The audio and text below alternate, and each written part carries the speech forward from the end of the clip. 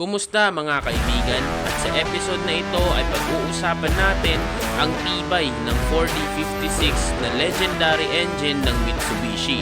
Ano-ano ba ang espesyal sa kanya at bakit paborito ito ng may hilig sa diesel na sasakyan? Ang 4D56 engine ay hindi naman masyadong mabilis na engine at lalong hindi naman ito rare. Famous ang 4D56 engine dito sa Pilipinas dahil ito ang isa sa pinakamadaling i-maintain na diesel engine.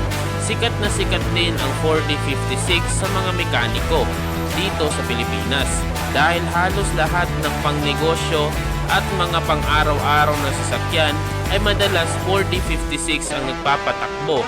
Ang mga sasakyan na may 4D56 engine ay ang mga Montero Sport, Pajero, Adventure, L200 Pickup, L300 at Delica.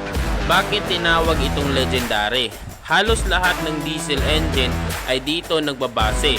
Sa Mitsubishi L300 pa lang, alam mo na pangharabas ang mga makinang ito dahil madalas natin makita yan na delivery truck ng iba't ibang negosyo at minsan nagiging private vehicle din ito. Kaya naman ang 4D56 ay talagang nagtataglay ng reliability as a workhorse. Ibig sabihin, pwede mo itong gamitin araw-araw ng walang aberya. Alamin naman natin ang history nito. Ang 4D56 ay galing sa angkan ng 4D5 o 4G5 Astron engine ng Mitsubishi na unang inilagay sa 1980 Mitsubishi Galant.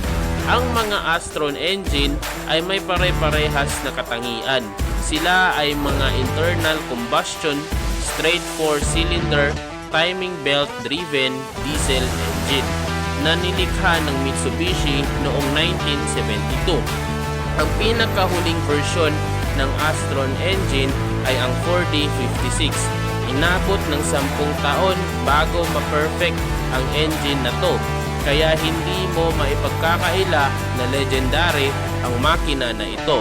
Dahil hanggang ngayon, gumagawa pa rin ang Mitsubishi ng 4D56 engine at halos walang nagbago sa engineering nito.